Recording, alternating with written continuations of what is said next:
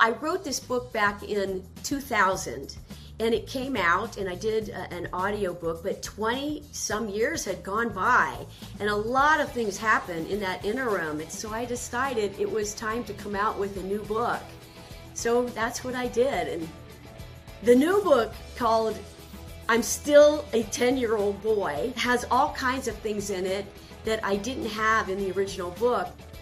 It was really interesting revisiting the book because I just got to bring back so many memories of what it was like when I first started. And, you know, it's kind of cathartic in a way because we've come, or I should say I've come such a long way.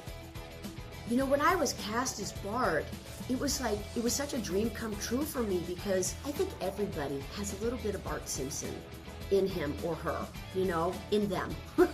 It's true. We all have these personalities. We're such a conglomeration of so many personalities. I describe Bart Simpson as being a 10-year-old school-hating underachiever and proud of it. That was the description that I read in the original audition when I went. And I was supposed to go in for Lisa, but I decided I wanted to do Bart, and he just seemed more interesting than an 8-year-old middle child. His description was so much more clear.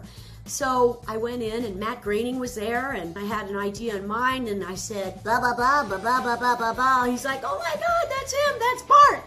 And I was hired, boom, on the spot. Eat my shorts. Eat my shorts. I'm Bart Simpson. Who the hell are you? I'm Bart Simpson. Who the hell are you? I think Bart Simpson has probably got the most catchphrases of anyone. It's, I'm Bart Simpson. Who the hell are you? Eat my shorts. Get bent. No way, man. Cowabunga! Whoa, mama. I mean, all these things are like, whoa! Score! It's such a hard question to answer about, like, what's my favorite. I don't really, it's kind of like asking who's your favorite kid. There's a good handful of episodes that definitely rank up there. Some of my favorites are the musicals. I love the musicals, like Supercalifragilisticexpialidocious, you know, that's a really good one, because that's that takeoff on Mary Poppins, and Sherry Bobbins is so funny, and the singing of it is just crazy, you know. If you want to be our sitter, please be sweet and never bitter. If you wish to be our sitter, please be sweet and never bitter. Help us with math and book reports. Might I add, eat my shorts, Bart? Oh, when Bart gets an F. That's the title of it. It's the first show of the second season, and kind of humbly speaking, I guess, modestly speaking, that one, it got a lot of attention. And it takes Bart, it turns him into, from the first 13 that we did the first season, that episode really shows you a level of Bart Simpson that you had never seen before. And he goes into, he just gets really, really sad. And he's super sincere about how he tried to study. And he starts to cry because he feels like he's going to flunk the 4th grade.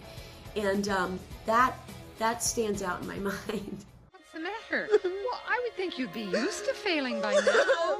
No, you don't understand. I really tried this time. I really tried.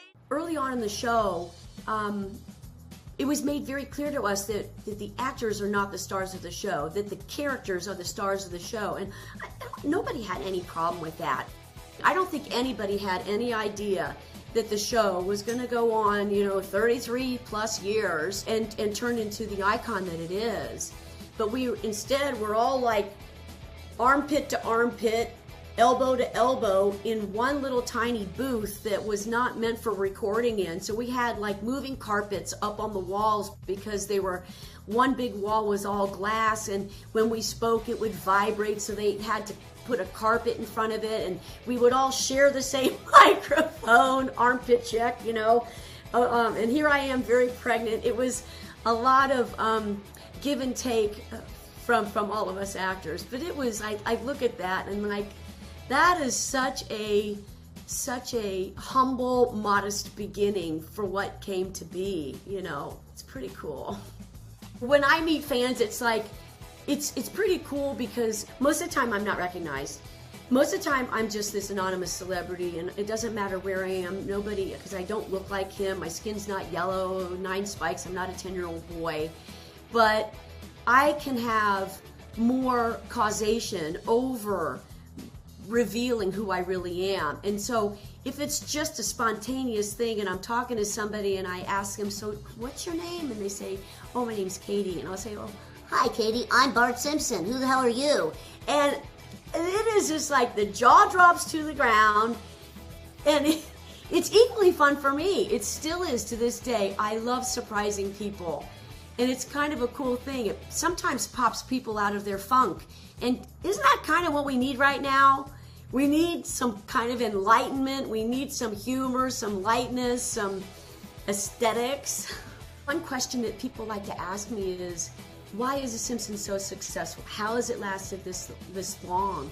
And I think it actually doesn't even matter what, this is funny to say this, what decade you look at, because we're in our 3rd decade. That's crazy. But no matter what decade you look at, The Simpsons has a consistency in the business model, in the way that it's done. It's got this family that has its own kind of rules or lack of rules, and they're kind of a nice quote unquote normal family. And I do think they represent a lot of people that can say, wow, that's us.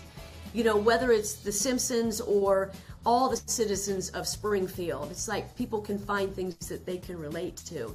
And that has been such a success, and the tip of the hat to the writers and the executives on the show. Hey, thanks for watching our YouTube channel. Find your favorite recipes, celebrity interviews, uplifting stories, shop our favorite deals, and so much more with the Today app. Download it now.